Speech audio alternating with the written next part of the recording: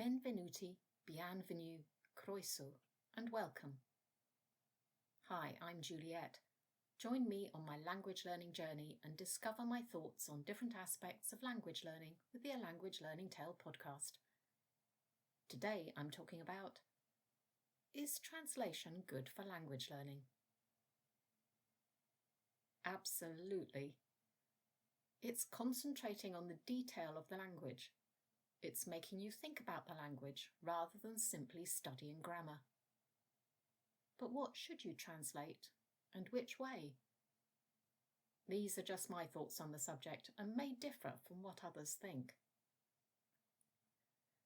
As a general rule, if you are an actual translator as your profession, you would most likely be translating into your own language, because that's the one you're more competent in. Therefore, I would suggest that is the way you should go with translation for language learning. Translate into your own language.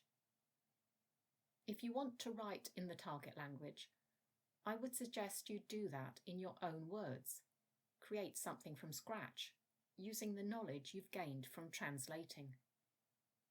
You could, perhaps, create a summary of what you've translated, or, as we used to call it at school, a précis.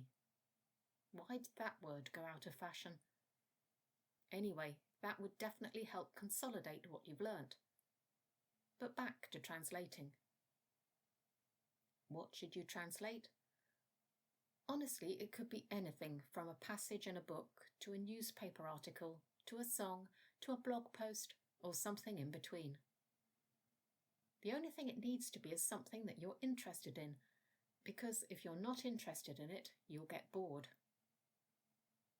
Also, it's good to learn vocabulary about things you're interested in, so you can potentially talk about them in the future. And before someone thinks, I'll get an AI to give me something to translate, don't do that, unless you're just asking for links to articles. You want natural speak, not AI speak. When you first start out, don't go too big. Select a few paragraphs, say a couple of 100 words.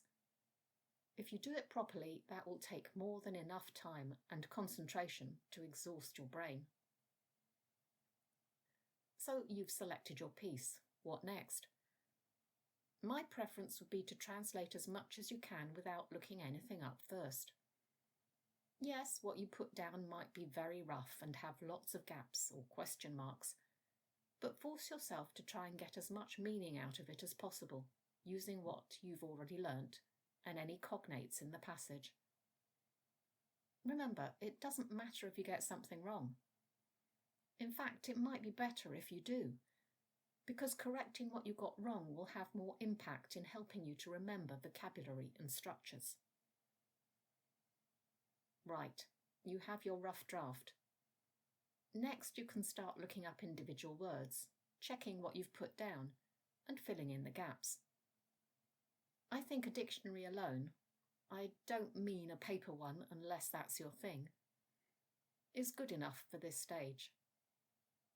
Just go through the passage methodically, rewriting sentences if you need to until you get to the end. Just get the true sense of it down.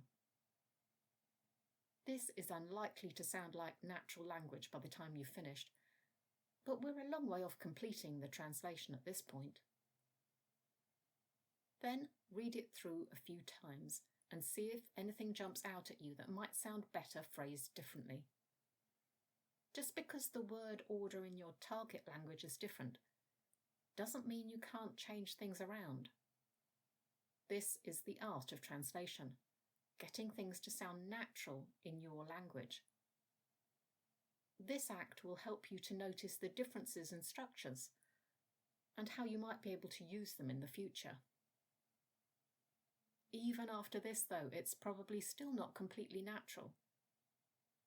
This is when I would start looking more closely at whole phrases.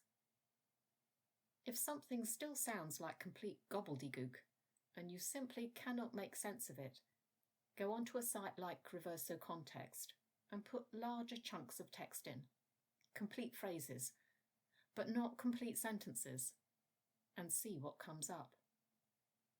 If you put in complete sentences, you may not get very good results. Little snippets are better. Doing this, you might find some colloquialisms have been included that have a totally different meaning, or that a verb in this particular context has a completely different meaning. Keep doing this until you think you have a reasonably good translation. Then put it away for a day or two before going back to it. Fresh eyes might notice different things, and you might have learnt something else relevant in the meantime. Make any changes you think appropriate. Do this a number of times if you want, gradually refining and refining, but don't dwell on one translation forever. Find something else to translate and begin again. Over time, you'll get better and better at this, and the more you do, the more you'll learn, and the fewer passes you'll have to do for each piece. That's all for today's episode.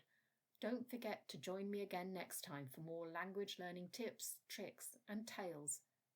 And in the meantime, check out the A Language Learning Tale YouTube channel for additional non-podcast content. Ciao, salut, wheel, and bye for now.